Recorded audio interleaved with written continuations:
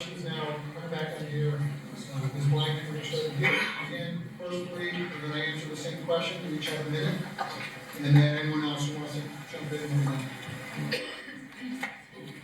So, timers, we should switch over to 1 minute. Where do you stand on wind power developer South Coast Wind's plans to run transmission lines up the Secana River and over and under part of Portsmouth? Do you agree or disagree with how the Portsmouth Town Council handled this process and decision? Thank you very much for this question. You guys hear me okay? No. Hear me now? Yes. Okay. Thank you very much for this question.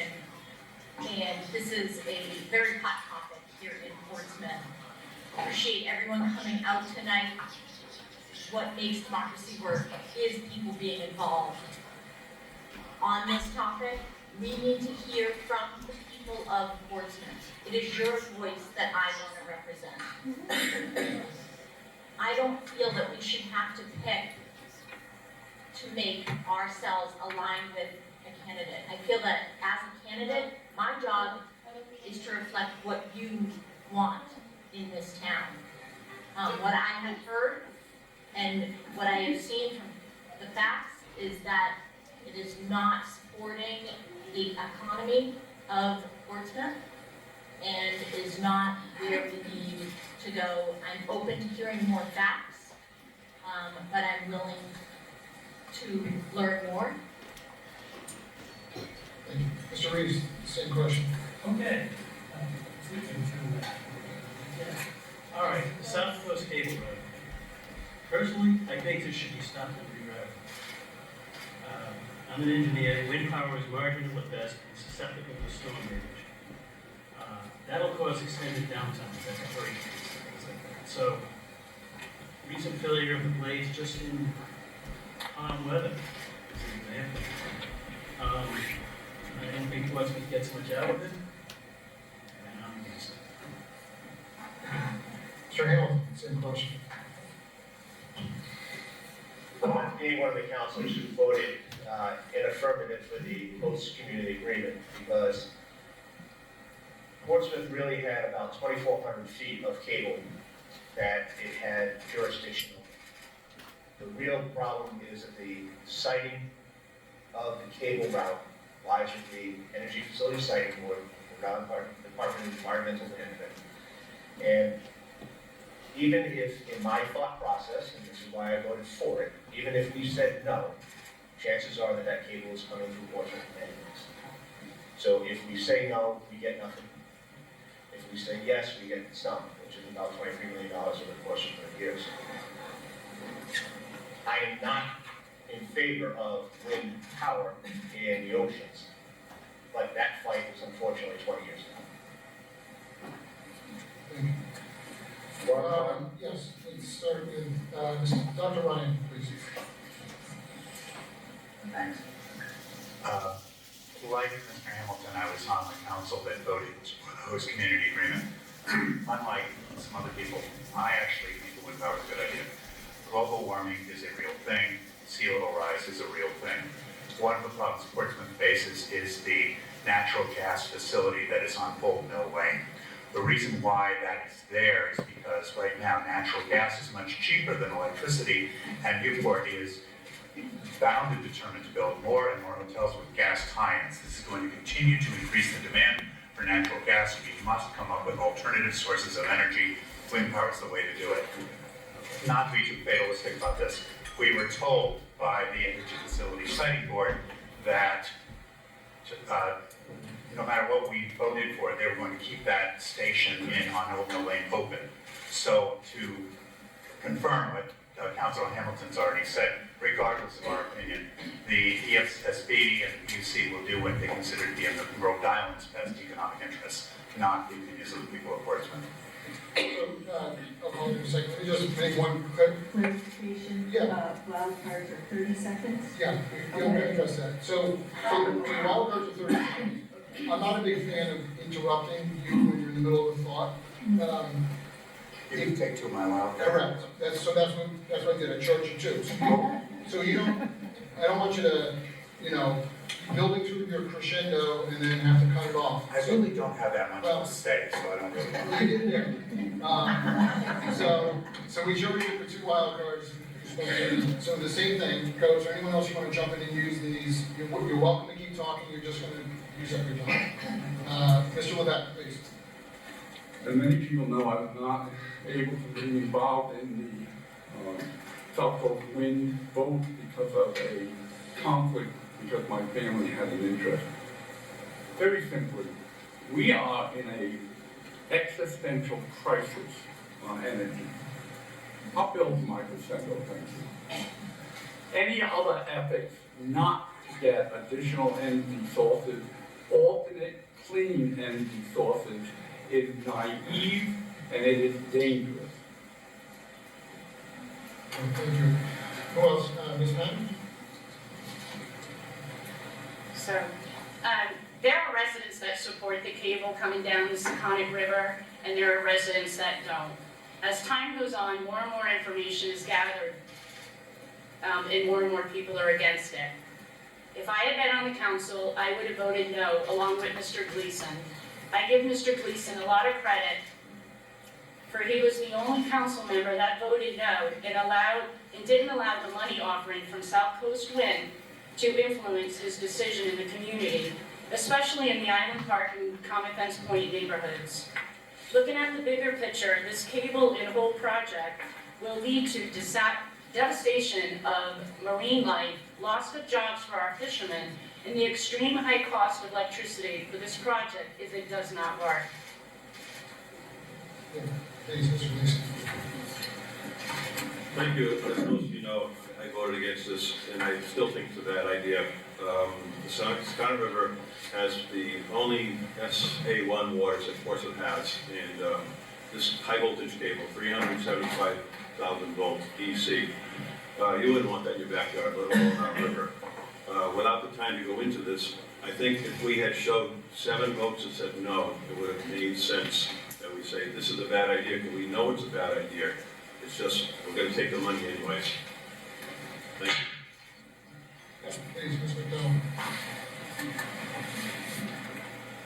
At the time, had I been on the council, I would have voted no only because at the time there wasn't sufficient information set forth. In fact, a newspaper article the very next day said Portsmouth Town Council begrudgingly approves host agreement with South Coast Wind. Okay, this agreement has been signed. The ship is sailed. We've $500,000 up front, and over the next 33 years, $23 million. Now is the time to start to think about how we will talk about and think about how we're going to spend that money. That's what we have to start now. All right. You good? Anyone else? All right. We're going to move to a new question. Ms. McDowell, it's going to start with you. And go to Dr. Ryan and Ms. Patton. Should the town support the state's proposal to construct a rotary at the intersection of East Main Road and Turnpike Avenue in front of the Clemens Marketplace? The rotary situation, again, is, as we all know, a very hot topic. And again, at the time that we had the public meeting on that, I was also, at that time, with that topic, didn't have enough information. And had we had more information, I probably don't know how I would have voted. But all I know is we're in litigation right now as a result of that. And it's a costly litigation. And I don't think if we had all the information and included the businesses around that area in the proper way, we would be in this particular litigation. So I guess when push comes to shove, am I in favor of it? I don't think I am, given the information that I have. Dr. Ryan, same question. So, I'm not a particular fan of roads or roundabouts, whatever you want to call them. I'm not convinced that's a great place to put them. But we were told by our Department of Transportation that in order to get our road paved, this was part of the plan. it's important that East Main Road be paved. Anybody who's driven down it recently will confirm that. So if the cost of paving East Main Road is putting in a rotary, so be it, because that's how it was presented to us. And if we find out that this rotary was a bad idea, God willing, they'll be willing to fix it and turn it back into an intersection. But first and foremost, we need safe roads, we need roads that are paved. That was how it was presented to us, that's how we voted. Is that the same question, one minute? I understand why some people like roundabouts. However, I feel the area and the size of what was promoted doesn't safely and properly fit in the location. Clements is a very important business in our community. We need to support the one and only grocery store, large grocery store we have in Portsmouth. In my opinion, a roundabout in that location will seriously and negatively impact the business and others nearby. Clements and the other small business owners do a lot for our community. They support multiple fundraisers, schools and sport programs, the Rotary, and others. I do not support the roundabout in that location. Mr. Payero, you want to jump in on this? Yeah, if possible, this is probably going to come as a surprise. I actually probably would have voted no on the Rotary, although I agree with a lot of people. I think the sign behind Rotaries are great.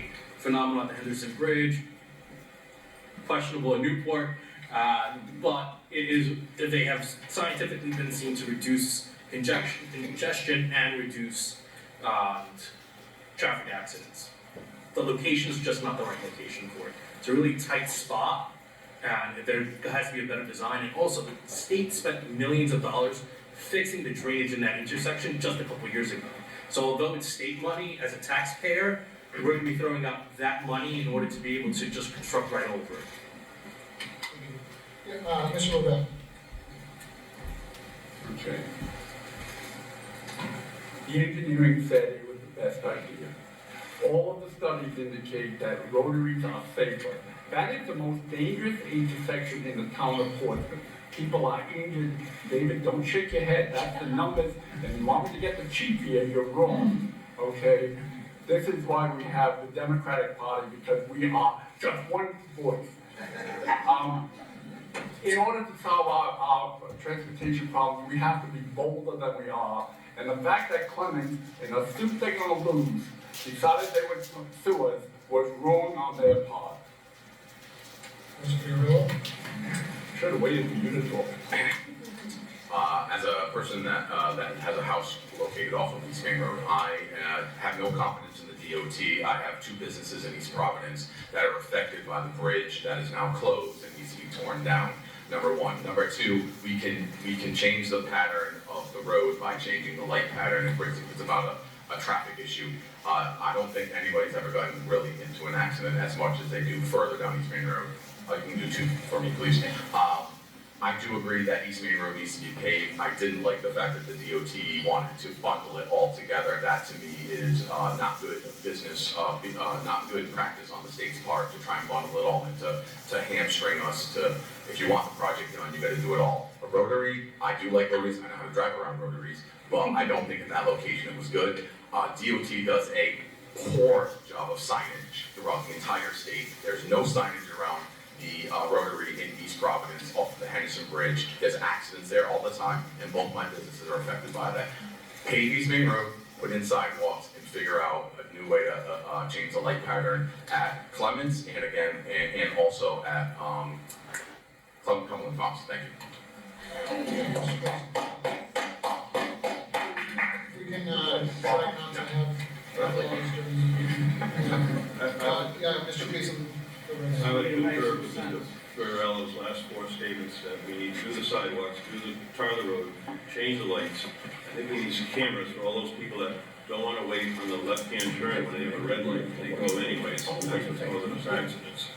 But DOT's design on their website, they give us a minimum and maximum for a size of a roundabout. This roundabout does not fit their design parameters. It's too small, it will not work. Thank you. Thank you. Yeah, Mr. Levesque, please jump in. And if you can restrain yourself while someone else is talking, it's not respectful to them. So I'm famous for having a problem doing that. Mr. Gleason asked our fire chief whether or not his vehicle could get by. He said yes, and Mr. Gleason said, well, I don't believe you. Look, the engineering was done, the traffic studies were done, we've had people looking at this. The original proposal for the roundabout, by the way, was the town of Portsmouth. DOT didn't come down with it, we had it, and it was down at Clemens for about 6 months, with them promoting it, like in 2007-8 era. Yes, Ms. White, jump in on this, please. Thank you. Safety on the roads of Portsmouth is absolutely paramount. The size and space, there is not one solution to this problem.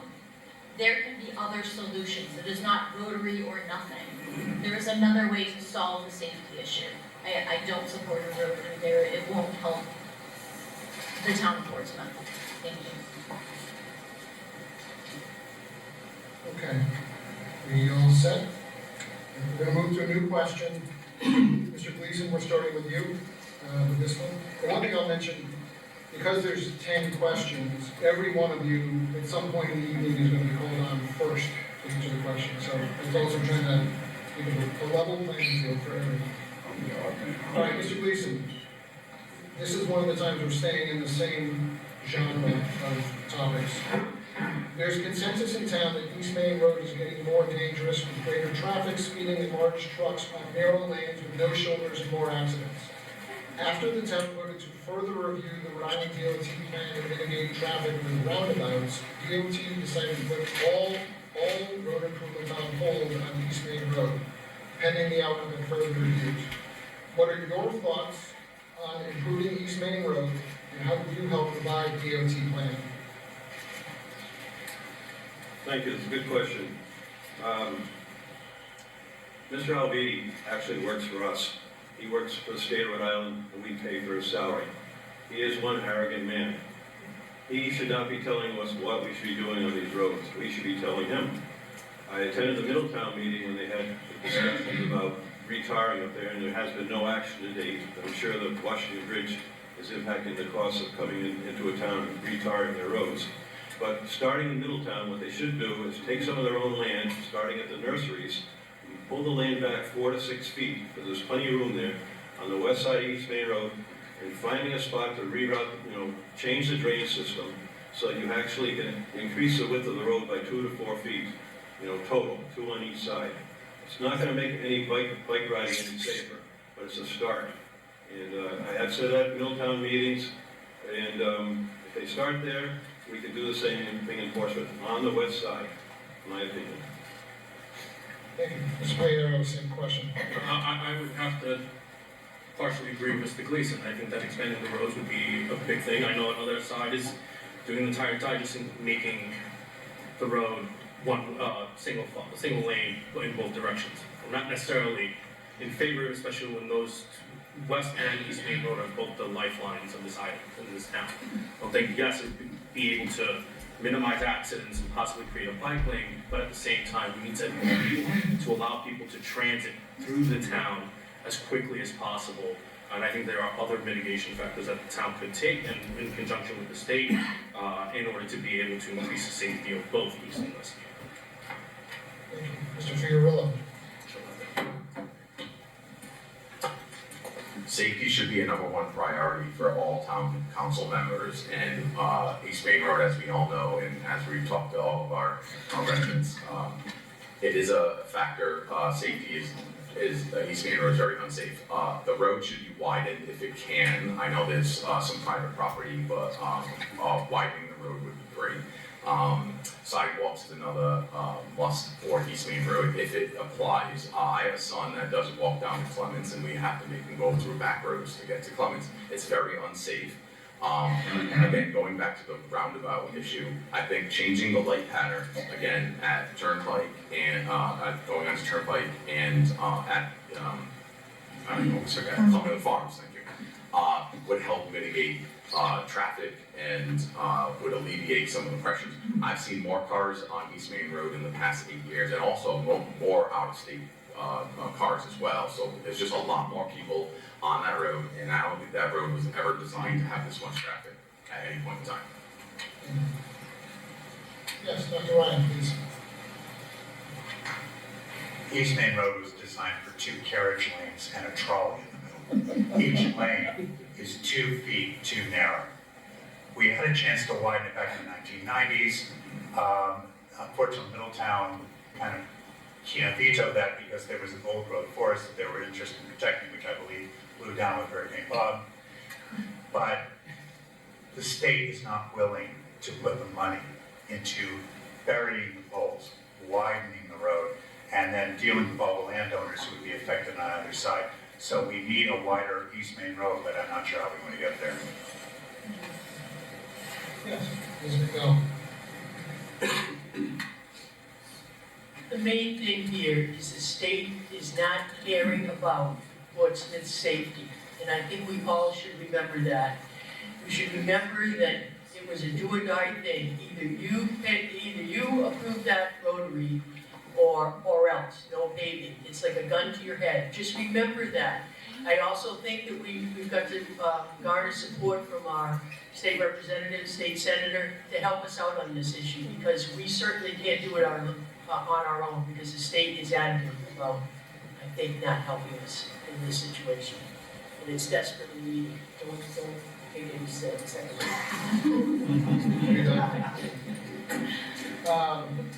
Okay, anyone else? Safety. All right, we're gonna move to a new topic. Mr. Levesque, we're gonna start with you, and then it comes down to you two for the same question, okay? Yeah, and Mr. Levesque, you talk, try to talk closer to the microphone.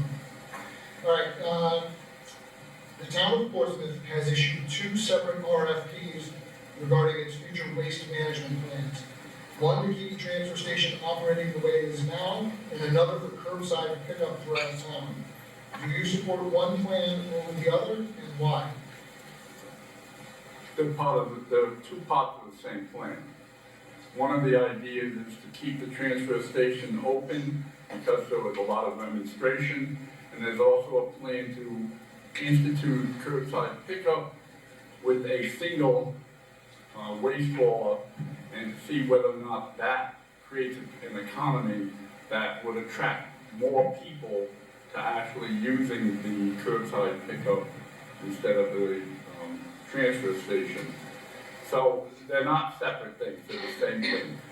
The way I view it, and actually, the transfer station is kind of back to the buggies that Doc Ryan was talking about. It was a stopgap measure a long time ago. Right now, I consider curbside pickup to be mass transit for trash, and it saves energy, and that's what we gotta be concerned about. Thank you. Ms. Blaine, same question. I personally use the transfer station. They've done a great job of keeping it clean and orderly recently. They've always been helpful, and whenever I'm there, I see them working very hard and helping some of our elderly people getting trash out of their vehicles. I support keeping the transfer station open, willing to look at economy of scale for curbside pickup, but as someone who, my husband is a fisherman, I cannot wait 1 week with a lot of our meals for trash pickup. We need our trash thrown away the next day. Mr. Reese. Okay, I have and will continue to speak out and act to keep the transfer station open as it presently operates. No changes. People like the convenience, the timing, and you can recycle better out there. Also, for the small user, like the elderly, that don't generate a lot of trash, that's actually the cheapest alternative. Instead of one blanket cost for everyone. That actually makes it so that if they only use 1 or 2 bags a month, that's okay. So we need to ensure that the present enterprise fund is run efficiently and the cost of the town for the transfer station is minimal. And we need to ensure that all the maintenance and upgrades are completed and required. I believe that the curbside pickup should remain voluntary for the Okay, anyone else want to talk about trash? Dr. Ryan? I think this is my last one too. No, you have 9 total, you have these 3 so far. So, I agree with what Mr. Levesque has already said. This is not two separate things. The town's mission is to try to find the cheapest way to help its citizens get rid of trash. That's it. Neither I nor I don't think anybody else really cares how the trash is gotten rid of as long as it goes away. So there are 2 enterprise funds, and people will vote according to what they find convenient and what they find economical. The reason to do a single hauler for the entire town is that's how you get the best price, and that's the only reason we're doing it.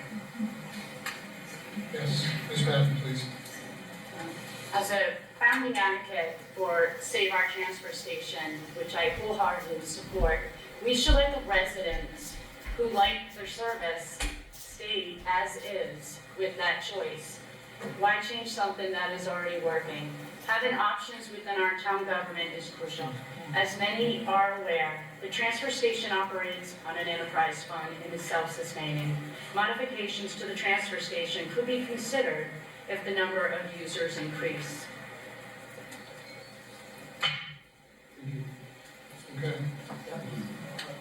Jumping into this, please, go right ahead. First of all, I think, can I just ask this question, Mr. Pickering? You said that there's been 2 RFPs, is that what you said? There's been a second RFP for the transfer station submitted? One for the transfer station, one for the curbside pickup. The transfer station RFP has not gone out yet. It does not go off until November, December. Oh, okay. I just wanted All right, thank you. any clarification on that. Okay. But. Or you still want to talk I about it? still want to All talk. Yeah. So that was all that time was just. I'd go in one direction if that was the case. No, it's all good, I actually want the right to be after. First of all, I'm just a little concerned, it's not a specific answer to this question, but I am a little concerned with the ordinance that was just passed the other night at the town council. I'm sorry, I'm not just, the ordinance wasn't passed, the public hearing was passed. No, I mean, the With media ordinance on was it. brought up, I'm sorry, I correct myself, thank you so much. The ordinance that was brought up, I guess maybe I think it's gonna be passed, so that's a jump to the conclusion. And for the public hearing. This ordinance, Keep going, please. you can't give me any more. This ordinance is putting people, it's not a good thing for Portsmouth, I don't think. I understand the rationale maybe, but what it is forcing people to do something. It's forcing people to change vendors. It could be forcing people to change vendors that they've had a relationship with. I understand some of the rationale behind with the various trucks going at different days and different times, but to force someone to take away their right of choice, I feel is not a good thing for Portsmouth. Mr. Fiorella, and then we'll come back down here. Currently, there's about 7,600 houses in Portsmouth. 2,200 are using the transfer station, so that means about 5,400 are using private service, which is what I use right now. My bill every month is around, every year is about $600.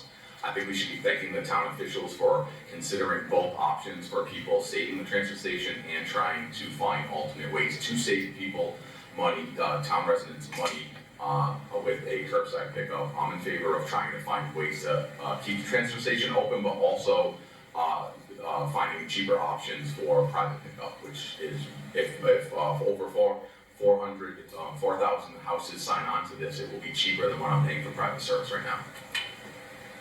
Yes, Mr. Hamilton. Thank you. So the RFP for the transfer station for the next 3 years of management from July 1st, 2025 through June 30, 2028 will go out in either November or December and be voted on by the next council. The RFP for the curbside pickup was voted on May 13th and has already been decided. And we will be going to a single hauler, I'll take 2. So that the majority of residents can hopefully see a cost savings. I have heard anywhere from $400 to $900 that people are paying. My goal would be that we go to curbside, enterprise fund, transfer station enterprise fund, and over the course of the next 10 to 15 years, we roll that back into the taxes, so nobody pays out of their pocket, they out of their pocket, it's going to be taxes, but it's in the tax rules. Yes, please.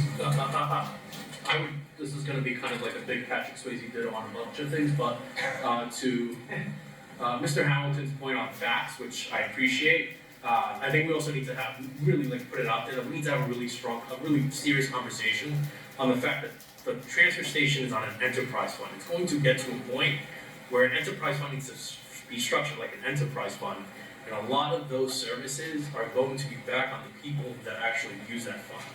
So it's gonna get to a point where the transfer station is not going to be sustainable.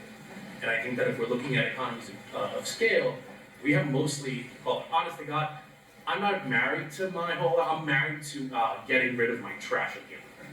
So if you're telling me I'm gonna save money, then that's what I'm married to, and also make my wife. So I think that that's what it comes down to at the end of the day. What is in the best interest of the pockets of the town? Take away how many you need to take away. All right. Yes, Mr. Gleason, please. So I believe people should have a choice, and they have one right now. In the grand schemes of things, if you're paying $600, $800 per year to get rid of trash removal, in your building cycle at home, that's probably cheap money, you know?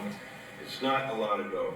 But anyways, we all try and save as much as possible. I use a transfer station, I take pride in recycling, I think a lot of other people that use it also do the same thing. We like to recycle our yard waste, and we take care of the numbers for all of Portsmouth, just our people at the transfer station.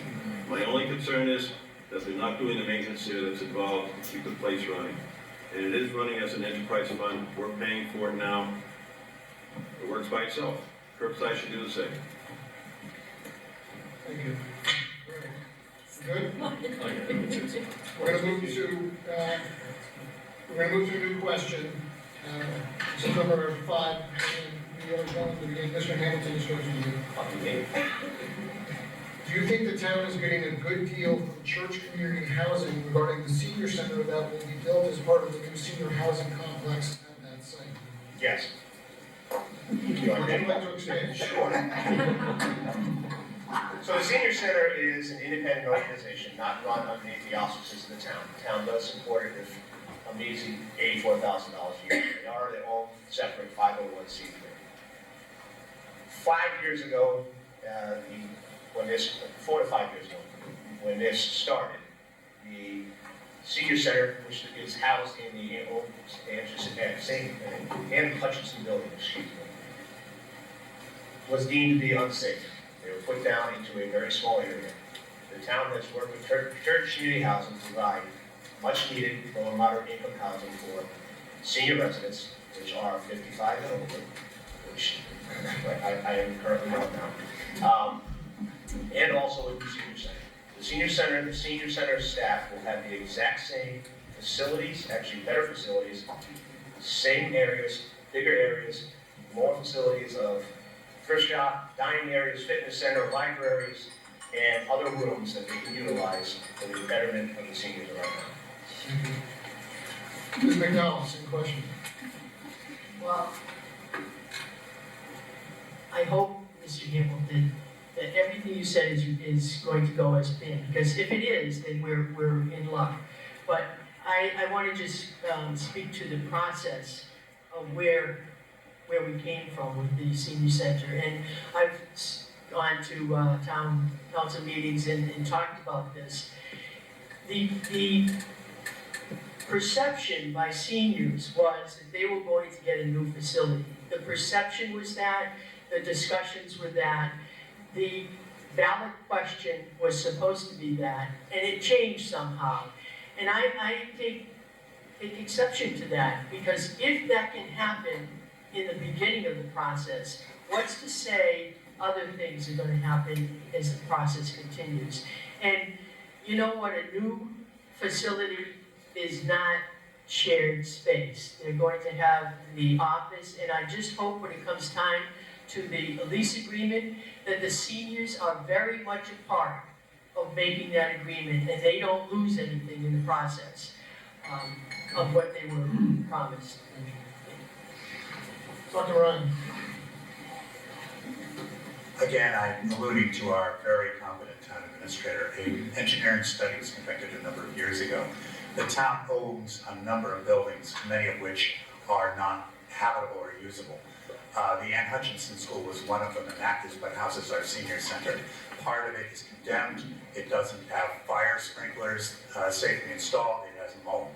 So our choices were to float a 12 or higher $1 million bond to fix it ourselves, we could all pay for it, or we had our very competent administrator contact Church Community Properties to actually construct what, if you see the illustrations, is a beautiful new building with senior housing attached to it, and the town saves a huge amount of money.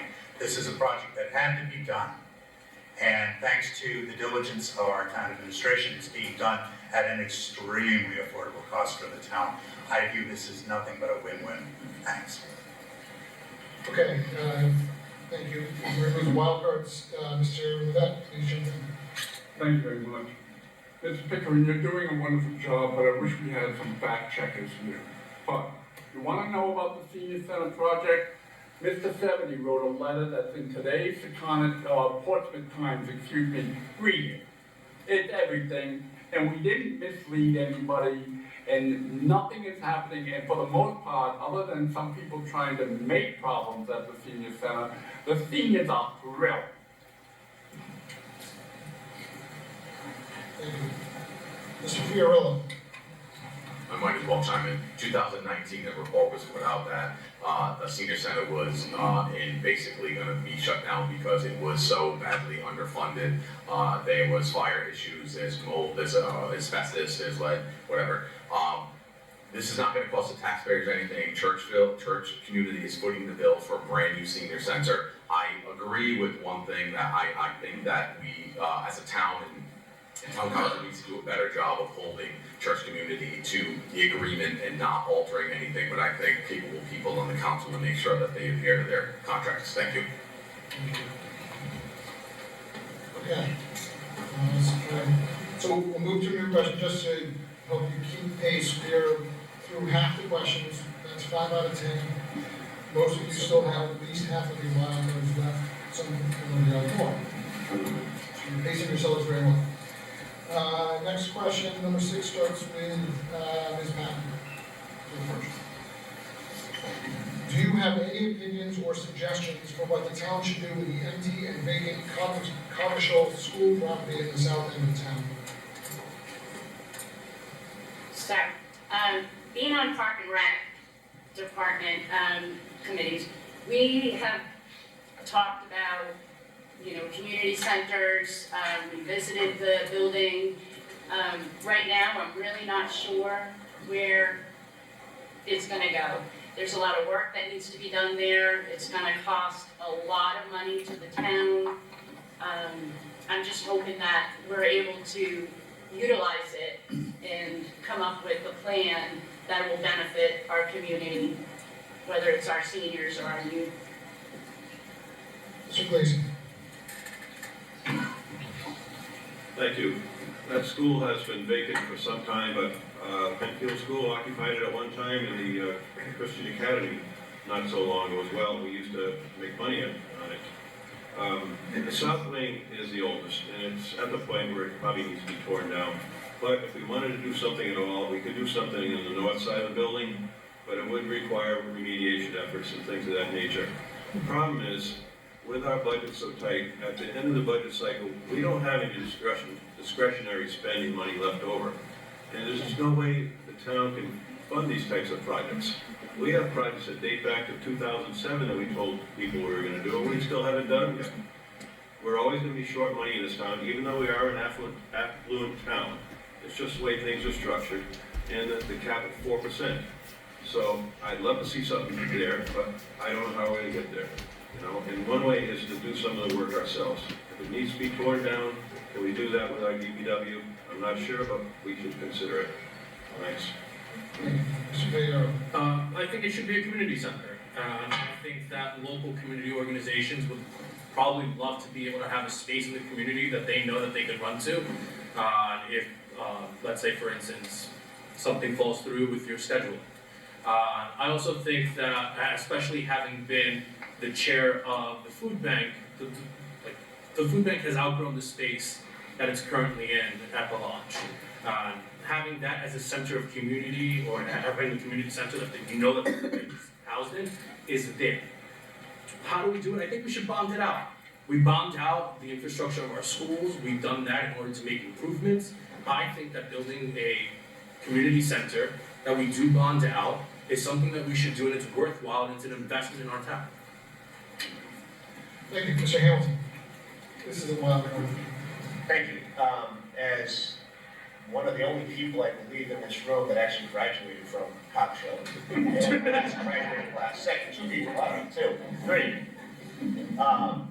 Unfortunately, Cox Shell needs to be torn down. Cox Shell and the space that it is on should be created into a full Little League complex. We lost a Little League field at the senior center because of the size of the field, I'll take 2. And because of the size of the septic system that had been put in, we lost one because of the new turnpike playground, which is beautiful. So as a parent and younger parents here who have to chase around all of Portsmouth to bring Johnny to this field and Susie to that field, having a complex all in one would make everybody's life easier. So level it, change the parking around, put another ball field in. Yes, Mr. Fiorillo. As the chair of the Parks and Rec Committee, we've talked about this so many times. I also had to sit and listen to Duncan Ingram's wild plan that he thought he had. In 2019, again, it was also in that report that it was mold, mildew, lead, asbestos. It needs to come down. I agree with Keith Hamilton. Building a community center there would be great. Unfortunately, I think the size of a building that we would need, it wouldn't fit with the parking that's there with the baseball fields. I would second Keith in saying that level it and add another big baseball field and make that a baseball almost like a hub for Portsmouth. Thank you. Okay, anyone else? Question number 7 begins with Mr. Fiorillo. The AARP network of age-friendly communities identifies key features of these communities as safe walkable streets, better housing and transportation options, access to key services, and opportunities for residents to participate in community activities. How would you support Portsmouth in becoming more age-friendly? As the chair of the Parks and Rec Committee, we talked about this extensively over this 5+ years I've been there. Safety, number 1, as we talked about East Main Road with the curbs and road safety. We've tried to work with Chris Baker for Newport to try and find avenues of bike lanes, but obviously East Main Road is pretty much, you can't have a bike on East Main Road, you're taking your life in your hand. We've also worked with Pickering Island Land Trust to try and work out new pathways for walking paths. And I think working with them a little bit closely to find different walking paths throughout Glen, trying to map out a way to get from one point of Portsmouth to the other point of Portsmouth would be ideal. And I think working with Newport and the Pickering Island Land Trust, I think we could find a way to get seniors and young kids safely across Portsmouth without endangering themselves on East Main and West Main Road. Thank you. Mr. Levesque.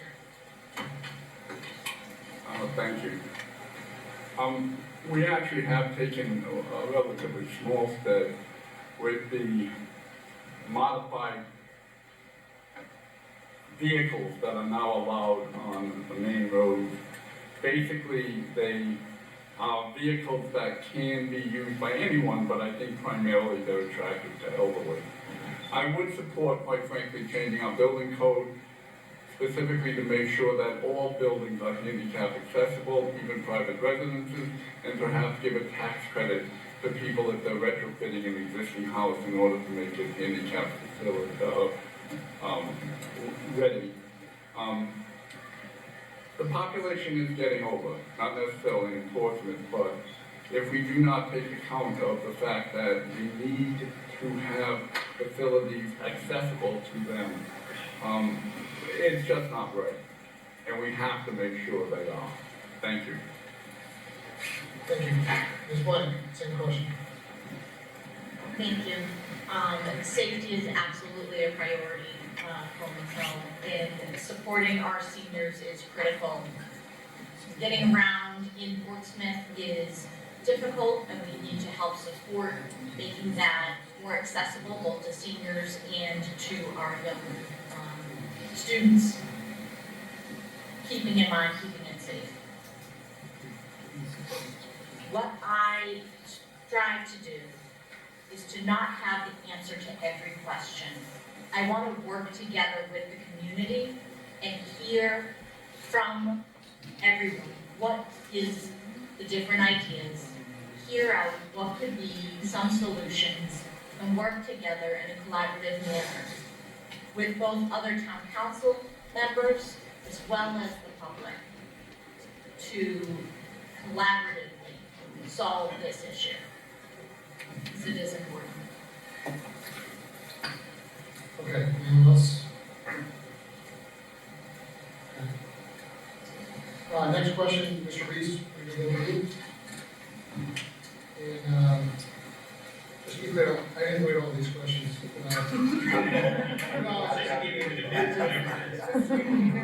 Yeah, it was a collaboration, and they were submitted, and I'm just saying, because this isn't one I've written because I'm not a personal president. Mr. Reese, some residents wonder what the best type of communication is to ask questions or make comments in reference to town issues. In the past, many councilors would respond through email, but that hasn't been the case the last couple of years. Some residents would like to see more councilors on social media. As a town councilor, what type of communication are you open to? Well, for one thing, I would meet with the constituents and be available for any verbal discussions. I mean, I like doing things one-on-one. I'm not a social media person. I think the biggest thing about the town council making decisions, we do need transparency for the public, and I think, for example, all the backup data for the agenda items should be posted well ahead of time, not just 3 days. There are times when the council receives their information on Friday, they get a 100-page report they got to read and then vote on Monday. There's just not enough time to process it. The website needs work. They may be able to get some information from that. Because even I find it difficult to locate and access information that should be ready and available. Like I said, I would set apart blocks of time to actually meet once a week in a public space. Mr. Hamlin, same question. Well, I prefer any type of communication. I answer emails, I am on the internet, I contribute to the Facebook group, I have a cell phone, and I only have 2 phone numbers, one's for work, so don't call me on that. I have a cell phone, my cell phone number's on the website, anybody can call me anytime. I appreciate talking with people. Email is a little bit different because when somebody emails the entire council, people have to be careful not to reply to all, because there's rolling quorum issues. So when you're expecting an answer, you'll probably get individual answers. Don't expect a blanket answer from the entire council. But the website actually was upgraded last week. It's a little bit better, but we get what we pay for. We don't spend a lot of money on the website. But people can reach out to me anyway. They do, and I answer anything. Ms. McDonald, same question.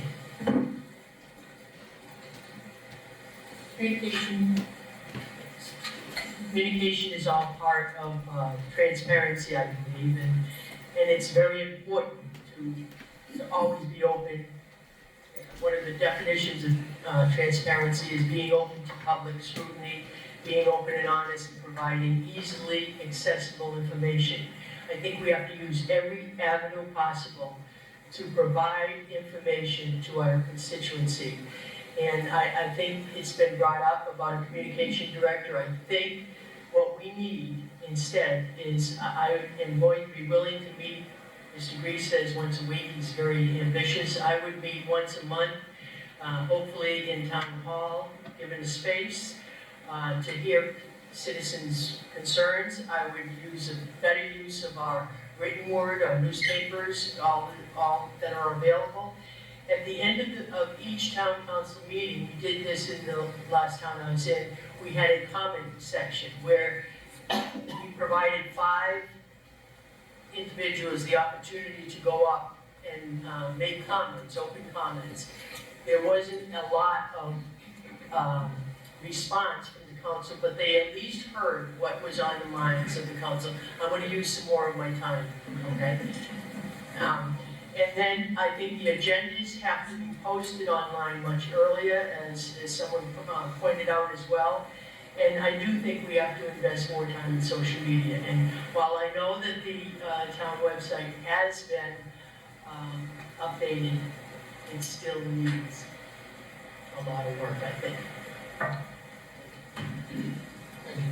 Yes, Mr. Mayor, Yes. yes. Yeah, it doesn't take as many wild cards as you need. As probably well, obviously the youngest member of the town council, but probably the youngest person here. I communicate via social media as much as I can. I know that the parents of the town use it as a resource, and trying to get in touch with me is fairly easy. Am I the fastest? No, but we all have lives. I'll take multiple wild cards on this one.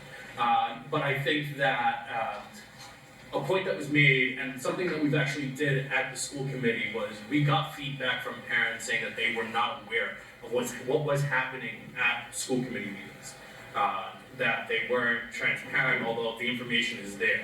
So what we instructed the superintendent to do was the day immediately after the school committee meeting, parents and whomever else wants to get a digest of what happened, including the agenda and the video recording. Everything is there, it's just a matter of looking for it. And if we as a town can make things a little bit easier for our residents to be able to find this information, I think we should take the extra step in order to be able to do it. Yeah, Mr. Fiorillo, please. If I'm so fortunate to be on the council, I think I'd be one of the younger people of myself, but I think the town can be a little bit better with transparency, with getting agenda items out, but I do understand that there are constraints with certain contracts and stuff that goes on. The website is new and it is much better. It was an enigma before, and that was something that at Parks and Rec we talked with Wendy Ball all the time to see if she can put the word into administration to get in the website. They do have a new web administrator. Sending out an town-wide email would be great. Newsletter, a town-wide newsletter after agenda meetings would also be great, but it takes two to tango. People actually have to look for the information. There's a lot of people that when I go around knocking on doors and I talk to them, they say, I don't know what's going on. And I say, well, we send letters in the mail. I'm here talking to you. We post on social media. And they say, well, I don't have social media, and I throw all my junk mail out in the mail. So it does take two to tango. And as far as transparency, I find that funny because there's a nonpartisan group in this town that has events and doesn't include any of the Democrats. So as far as transparency, it's kind of it takes two to tango. If you want to be transparency across the board. Thank you. Mr. Lavelle. Thank you very much. A couple of things. One, and I'm not recommending anybody do this, all of the council meetings are up on YouTube, and you can watch it. Again, I ain't recommending you do it, but it's available. We have had a lot of people talk about the communication. I do believe Portsmouth Times does a great job. I'm going to take a few minutes here. But the other thing is, I joined something called All Things Portsmouth. And the virtue of it is that I am told on a very frequent basis that I don't listen, even though I'm responding to their comments, and that I don't listen, and that I'm an idiot. Okay, well, they don't say idiot, they say stronger terms. So the thing about it is that it is kind of frustrating to try to talk to folks who, quite frankly, aren't prepared to listen. Okay. And there are many things I've heard tonight that I find very frustrating. For instance, the agendas are closed because there's a last second that you can file something for the next meeting. That's by law. And then as soon as it's done, we put out that agenda. We have access to all of the materials that the council will have, and yet, we're in ongoing business, so we meet every 2 weeks. So it's not going to be that we can give you a month's notice.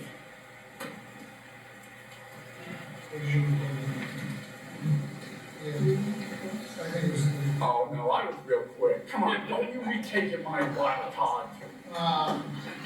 yes, there's one, please. Communication is paramount to me. This is what the town needs, is clear communication, transparency. I want to have walk and talks, weekly get-togethers, and also, as Ethan said, have my cell phone number available. One of my strengths is the ability to work through difficult problems with people who have a difference of opinion and come to collaboration. I feel the state of Rhode Island,